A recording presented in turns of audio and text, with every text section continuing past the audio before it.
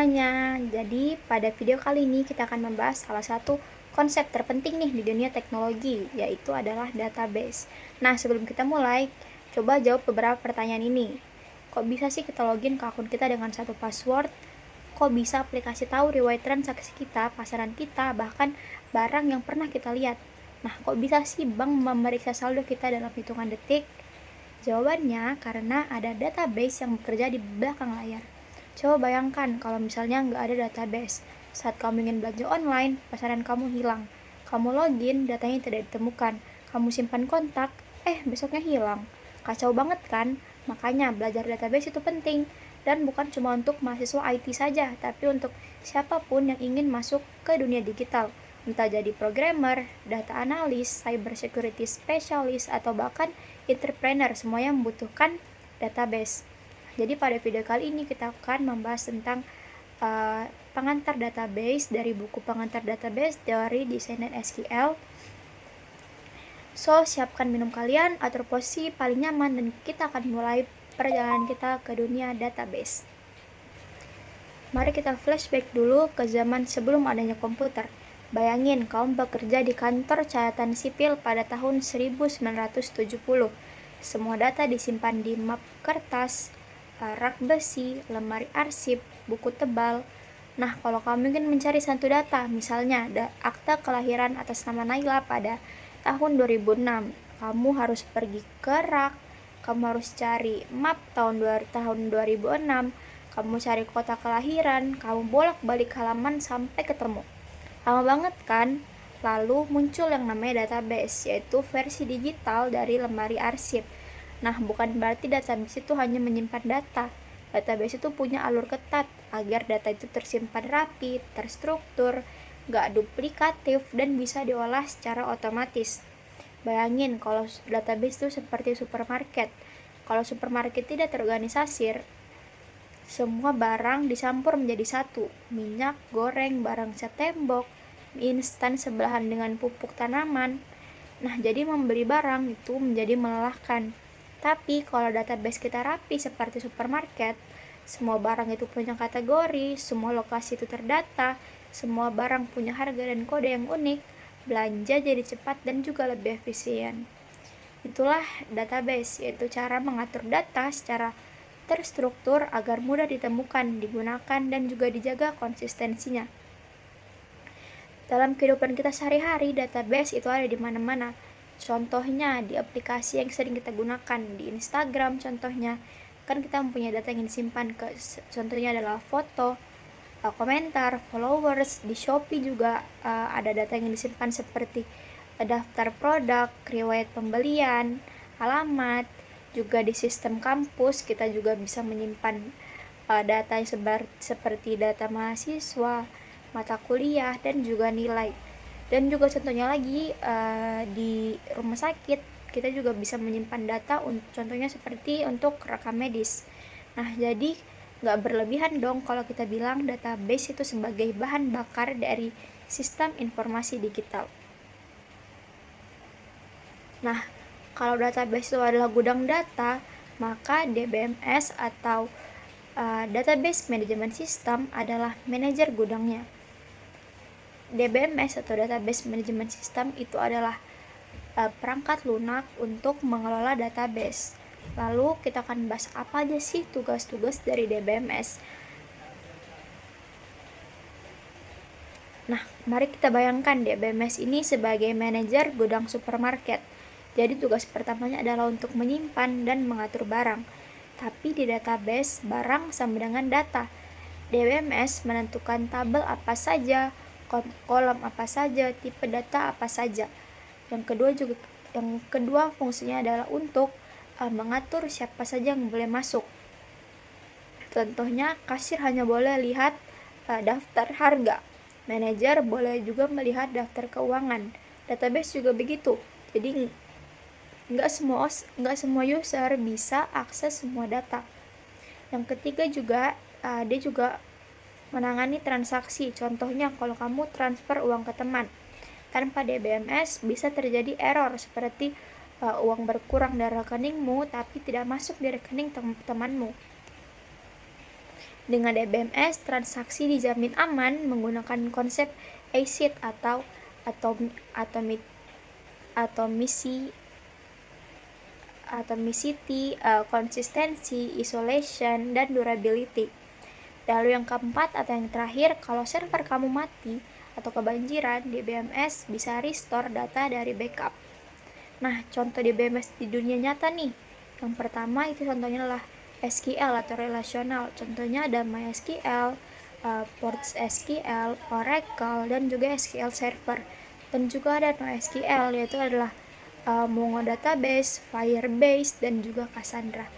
Nah, apa sih yang bakal kamu paling sering temuin? Yang bakal paling sering kita temuin itu biasanya adalah MySQL dan juga PostgreSQL. Karena keduanya gratis, open source, dan juga powerful. Jadi mulai sekarang, whenever kamu mendengar kata database, bayangkan satu paket. Database itu adalah data, DBMS itu adalah pengelolanya, dan juga SQL adalah bahasa untuk berkomunikasi dengan DBMS. Nah, selanjutnya, biar database aman, fleksibel, dan juga efisien, ada sistem arsitektur 3 level. Yang pertama adalah level internal, itu ini seperti level bawah tanahnya supermarket nih. Contohnya barang datang dari pabrik, disimpan dan juga ditata di gudang. Begitu juga dengan database, ketika data disimpan di dalam blok, index, atau change, itu ada sangat teknis. Lalu level kedua itu adalah level konseptual. Ini seperti peta supermarket di mana produk itu disimpan per kategori, disusun berdasarkan kebutuhan pelanggan. Nah, contohnya nih di database ini juga disebut sebagai level tabel, kolom dan juga relasi yang harus diperhatikan oleh developer. Selanjutnya lapisan ketiga yaitu ada level eksternal. Ini seperti pelanggan yang sedang berbelanja. Yang dilihat adalah rak-rak dan label harga, bukan gudangnya. Nah, jadi manfaat arsitektur 3 level ini adalah pertama untuk struktur database supaya bisa diubah tanpa mengubah tampilan aplikasi. Yang kedua adalah keamanan lebih meningkat dan juga performanya juga lebih optimal. Selanjutnya juga adalah model data. Nah, kalau dulu itu ada model hierarkis, contohnya seperti pohon keluarga. Dan juga ada model jaringan yang lebih fleksibel tapi juga lebih rumit. Sekarang yang paling mendominasi adalah model relasional atau data berbasis tabel. Kenapa?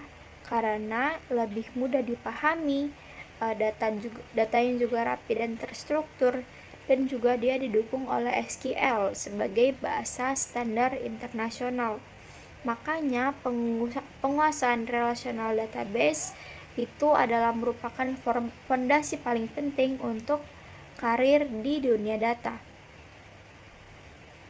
Sekarang kita akan masuk ke jantung database, yaitu adalah IRD dan tabel relasional. Jadi sebelum developer membangun database, mereka nggak akan langsung bikin tabel. Yang pertama mereka buat selalu adalah IRD atau Entity Relationship Diagram. Nah, IRD sendiri terdiri dari yang pertama ada entity atau entitas. Contohnya atau objek nyatanya itu adalah mahasiswa, dosen, dan juga mata kuliah.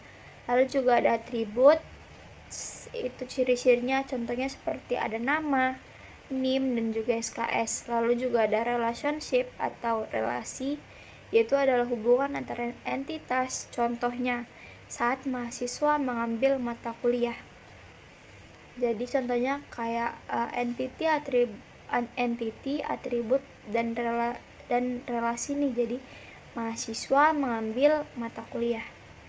Nah, ini termasuk relasi many to many karena satu mahasiswa dapat mengambil banyak mata kuliah dan satu mata kuliah dapat diambil oleh banyak mahasiswa.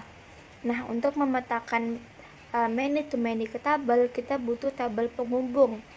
yaitu tabel nilai atau KRS, NIM, kode mata kuliah, dan juga nilai. Nah, jadi konsep penting yang sudah kita pelajari itu adalah primary key, contohnya adalah NIM, foreign key, contohnya ada kode mata kuliah pada tabel nilai, dan juga ada composite key, yaitu gabungan nilai ditambah kode mata kuliah. Nah, kekuatan model relasional ada pada relasi ini. Nah, dengan relasi, sistem bisa menjawab query kompleks, misalnya siapa saja mahasiswa yang ambil mata kuliah di basis data, siapa saja yang ambil lebih dari 20 SKS, berapa IPK mahasiswa semester ini. Tanpa relasi, data akan tumpang tindih dan query menjadi nightmare atau mimpi buruk. Terakhir, kita akan masuk ke bagian yang bernilai emas dalam desain database, yaitu adalah normalisasi database. Nah, tujuannya adalah dari normalisasi database adalah untuk menghilangkan redundansi dan juga menghindari anomali insert, update, dan juga delete. Contohnya nih, kalau nama mahasiswa salah tulis, kita harus mengubahnya di setiap baris. Kalau mahasiswa itu ganti prodi, kita harus update semua baris. Dan kalau mata kuliah itu berganti nama, semua baris harus diubah. Itu menyebabkan anomali. Solusinya adalah normalisasi. Kita harus pisahkan tabel berdasarkan ketergantungan datanya. Contohnya data mahasiswa ke tabel mahasiswa, data mata kuliah ke tabel mata kuliah, dan juga data nilai ke tabel nilai. Nah, tahap normalisasi itu bisa kita sederhanakan menjadi 3 normalisasi. Yang pertama ada 1NF yang memiliki tujuan supaya tidak ada data ganda dalam satu kolom. Yang kedua ada 2NF di mana semua atribut bergantung pada primary key-nya. Dan juga ada 3NF di mana kita akan menghilangkan dependensinya dengan tidak langsung. Hasilnya, jadi tidak ada data yang berulang, update cukup 1 kali, resiko salah data jauh lebih kecil, dan juga query menjadi lebih cepat dan juga lebih efisien.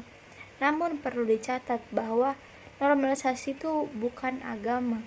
Jadi ada situasi tertentu, misalnya big e-commerce yang justru memerlukan denormalisasi untuk performanya.